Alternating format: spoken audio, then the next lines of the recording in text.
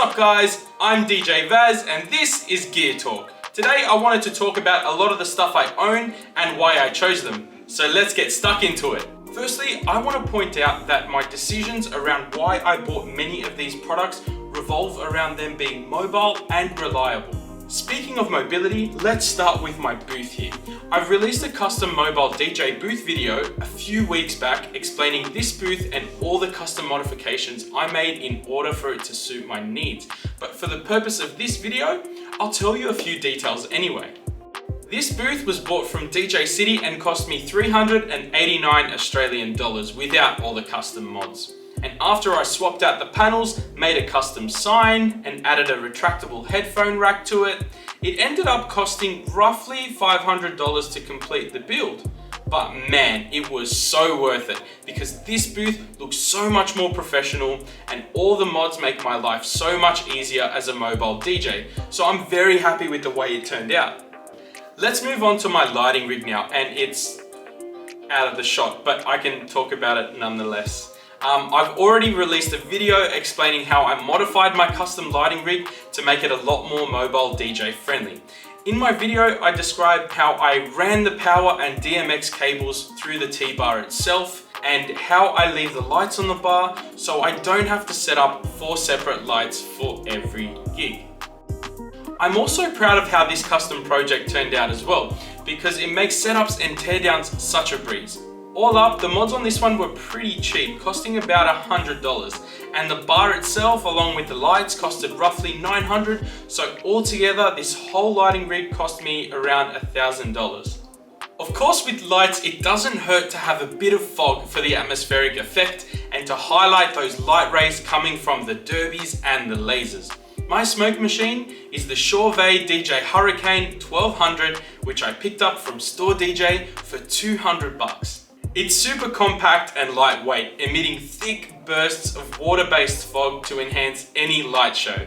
It comes with a timer remote that incorporates variable output controls as well as supplies fog on demand. It has an automatic kill switch that shuts it off if it ever overheats, which I personally haven't experienced yet. And I hope I never will. And another cool feature, the tank lights up to notify you of the status of the machine so you can see if it's just heating up or when it's ready. This machine is a great addition to my mobile DJ gear and always impresses. Okay, let's talk sound. And this will be the first time I talk about my PA setup on my YouTube channel. So a little precursor, and this might be a little bit biased here, but I'm super proud of my sound system and I think it's awesome. Here's why. The 2 speakers I own are the QSC K12.2s, and these represent the best in-class loudspeaker for any DJ. And no, I'm not just saying this because I own them. I'm saying this because that's the reason I bought them.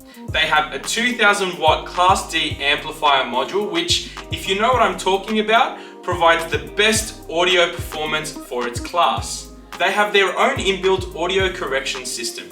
They have an excellent response as well as a multi-function digital display for control and selection of loudspeaker functions, including crossover, EQ, delay, and frequency contour.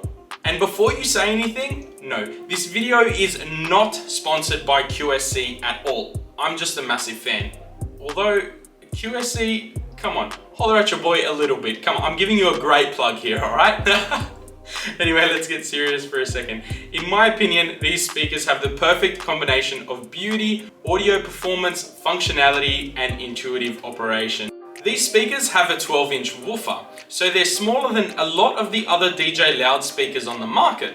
Yet they pack a chest-thumping punch when it comes to sound, spewing out an awesome 2000 watts peak power each, which is a lot more than about 90% of the 12 to 15-inch speakers currently on the market for mobile DJs. Their size makes them super mobile. Their power is crazy and they're very reliable, so they meet all my criteria. I even bought tote cases for them, and these are awesome to keep the speakers protected in transit, and they also have pouches to keep your power and sound cables with each speaker.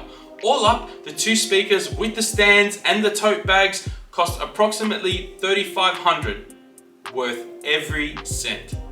Alright, moving on, let's see. We have my awesome wireless microphone from Audio-Technica. This is the System 10 model that I bought for $300 on sale at Store DJ. Now, I don't know how many of you guys are microphone experts, but here's a little info on this. Their wireless system operates in the 2.4 GHz range and keeps communication clear by employing diversity assurance across frequency, space, and time, sending each signal on 2 frequencies to avoid TV and DTV interference. So you won't have a patchy signal, nor pick up any weird sounds from interfering frequencies. The best way I can explain this is, has your car radio ever been interrupted where you can hear another radio station overlapping with the one you were listening to? Or has it ever dipped in and out? Surely you've heard the static. Well, this mic system counters this by using 2 frequencies to combat any interference. That's why I chose this mic. Nonetheless, it's still wise to have a backup, and you can't go wrong with a trusty corded mic. Let's move on to my headphones, which are also made by Audio-Technica. These are called the ATH M50X headphones, and from memory, they were $240 from DJ City. The reviews I've seen online about these headphones are great. The drivers are powerful and more than loud enough. They have exceptional clarity with a deep, accurate bass response, allowing DJs to hear every aspect of their loaded tracks. They fit comfortably around the ears for excellent sound isolation in loud environments. They're durable and collapsible for space-saving portability. Overall, top choice for studio tracking and mixing, as well as DJ monitoring and even personal listening. Now, what else is there? Oh yeah, my laptop stand. It's called the Crane Stand Plus, and it cost me about $100. I bought it because it holds my laptop up at eye level for ease of use. It helps free up some workspace, it's super adjustable and very portable. It folds up to be very flat, allowing me to store it, well, anywhere, actually. It's also pretty rugged and looks good too. And that's all I can really say about that. So let's keep it rolling and move on to the centerpiece, my prized jewel, the star of the show, my DJ controller. Guys, I give you the DDJ 1000 SRT.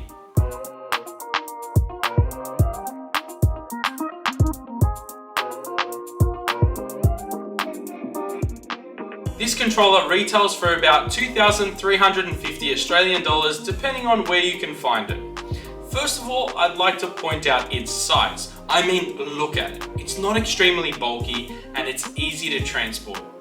With that being said, don't be fooled. This controller is no joke. It comes complete with jog wheel display screens, club style layout, with inherited elements from the CDJ and DJM series. More specifically, the jog wheels on this bad boy are taken straight off the CDJ 2000, and the mixer section is a condensed version of the DJM 900 Nexus. It features a highly durable Magvel crossfader, 14 professional hardware effects, 16 awesome performance pads, RCA inputs, 2 mic inputs, both XLR and RCA master outputs, a 1/4-inch jack booth output, 2 headphone outputs, and 2 USB ports for dual laptop connectivity. This low latency, sleek, fully capable Serato controlling marvel is my preferred mobile DJ console for all the reasons mentioned above. And to transport it, I have a deck saver to keep it from dust and scratches.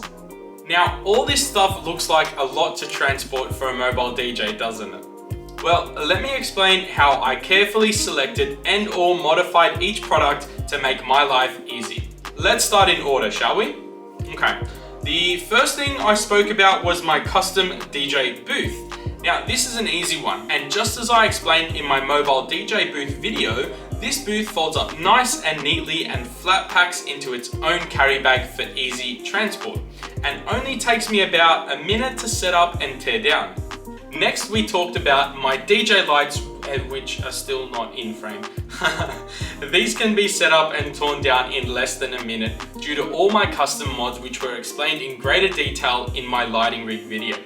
Following on from this is my sound gear. The speaker stands are collapsible tripods that fit together in their carry bag, and each of the speakers go into their respective tote bags along with their XLR and IEC power cables. Now, all of the rest of the stuff we talked about go into my UDG Urbanite backpack that was $220 from Store DJ.